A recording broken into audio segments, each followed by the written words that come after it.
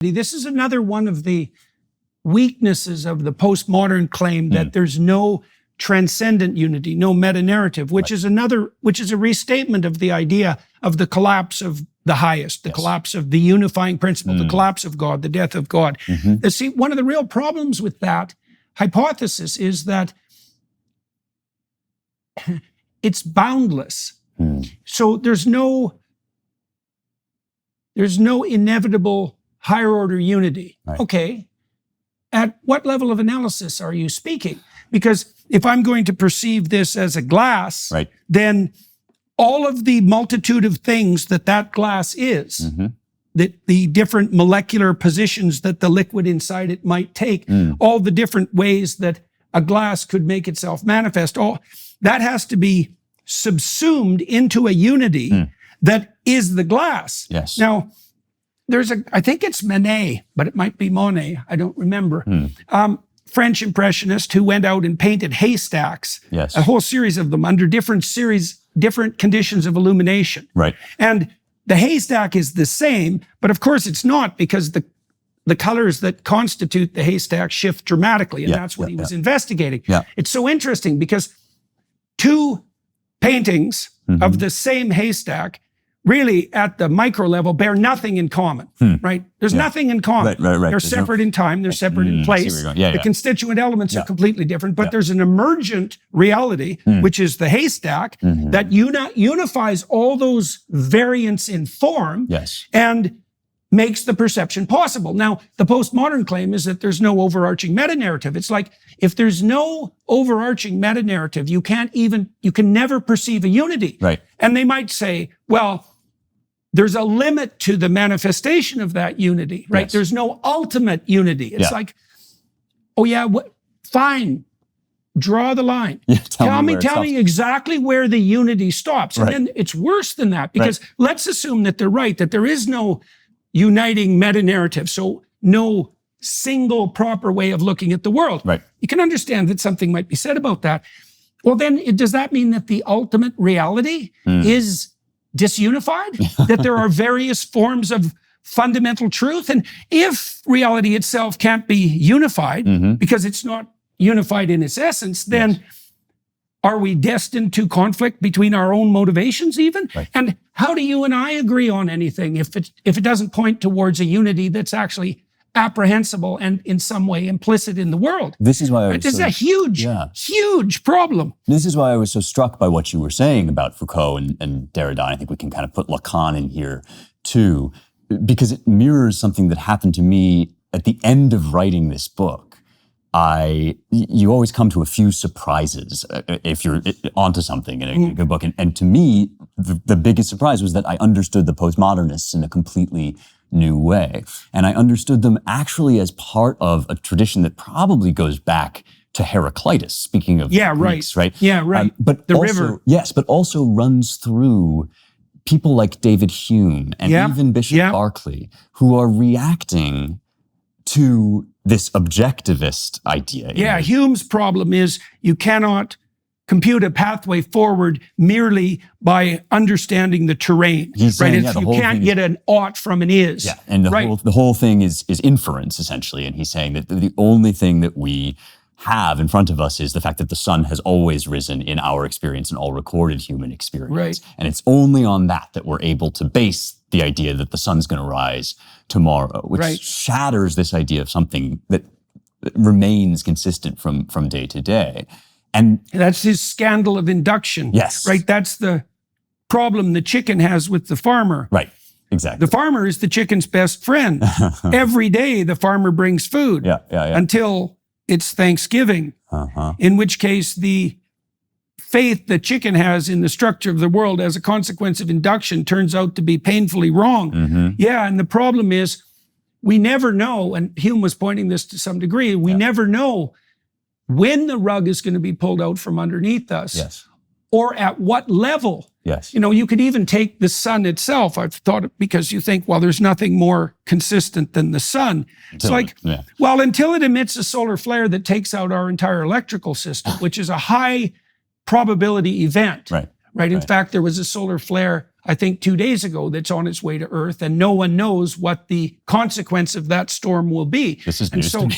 yeah. Well, so it seems to me that in reality itself, there are something like levels of predictability that have something to do with statistical regularity. The sun is a fairly predictable entity because of its immense mass, and because of its immense mass and size, the transformations that it undergoes can be predicted to some degree at a statistical level reliably, but not entirely. And I guess that's also partly that turns us back to the reason that we evolved consciousness at all. If we could rely on induction, there'd be no reason for consciousness. Consciousness seems to be the mechanism that corrects for the fact that the world is not fundamentally predictable, like seriously not fundamentally predictable, irrevocably.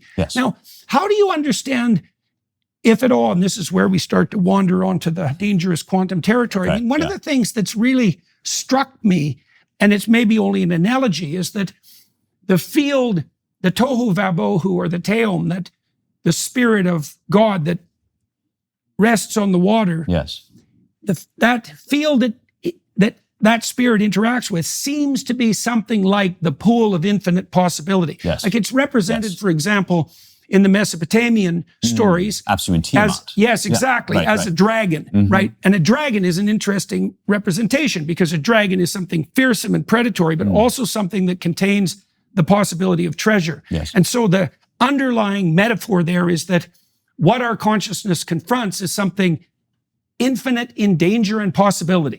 Right. Which seems perfectly reasonable. And that the proper stance to adopt to that is one of something like a heroic endeavor towards fundamental truth. And that's the best way of contending with that. And you see echoes of that in Genesis because God is also periodically characterized as the victor of the battle over Leviathan, for example, which looks like an analog of Tiamat.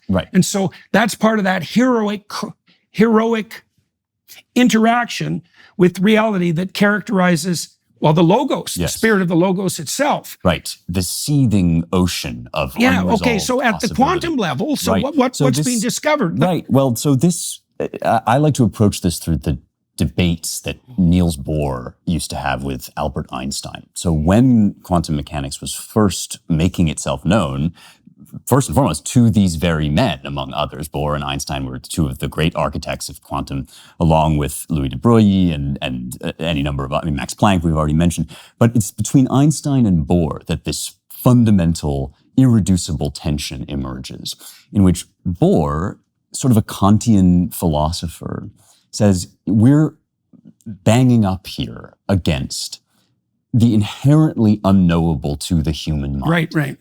These waves that describe probabilities, this is Schrodinger's sort of, and Heisenberg also kind of managed to mathematically describe probability waves, which tell you where a particle is likely to be, but never where it actually is. Not because we don't know, but because in some fundamental sense, it isn't in any of those positions. And this is Bohr's idea. It's possibility. It is possibility. And Heisenberg at one point wonderfully compares it to Aristotelian potentia, this ancient idea. Really? Oh, yes. To potential. Yes. That's so important. To pure, And so it brings back this old Aristotelian idea that the world is made of potential and energeia, and the realization of potential. And so this is the Copenhagen interpretation, which basically says there are no holding places in your mind for that which is fundamentally unperceived. So Bohr is saying, of course, all of our measurements and observations are always going to be expressed in terms of classical mechanics because they're going to be making contact with our minds, which are shaped like classical mechanics in some way. These categories like space and time, location and position, these are baked into our minds. This is where you get the Kant of it all. And Einstein wonderfully says, if this is true, then it's the end of physics. Because to him, physics means... It's deterministic. Yes. And it also means that mathematics describes directly a reality that is independent of us entirely, and that the world can be blanketed over completely with these objective mathematical terms that describe whatever is most fundamentally real. And this dispute and its various tributaries are still going on today, which is one reason why this is such treacherous territory to venture into, because there's always going to be an alternative possible interpretation. But if you accept something like Bohr's interpretation, which I believe remains the most philosophically coherent way of dealing with these discoveries, then what you have is a situation very much like what you're describing in Genesis. Now, that doesn't mean that the author of Genesis was told by God about the Schrodinger equations. That's sort of that would be the sort of pseudoscience version of it. But it does mean that the pattern you're observing shot through Genesis, and as you indicate, through the whole Hebrew Bible, of God's mind as the resolver of a fundamentally unresolved possibility. The caster into order. Yes. Or that's good or very good. Yes. And the idea of us as essentially, that the image of God in us is essentially, Okay, well, so let me extend that supposition for a minute. Yes. So there's a field of possibility that lays in front of you. And it, in a way, it surrounds and constitutes all the objects. So for example, this is a candle, but not if I throw it at you. Okay, right. So there's a non-zero possibility that one of the less probable manifestations of this object will occur. Yes. Okay, so then you might say, well, under what conditions does this remain a candle? Okay, well, that's very complicated. Yes. Because if I smash it, let's say on the edge here, now it's a knife.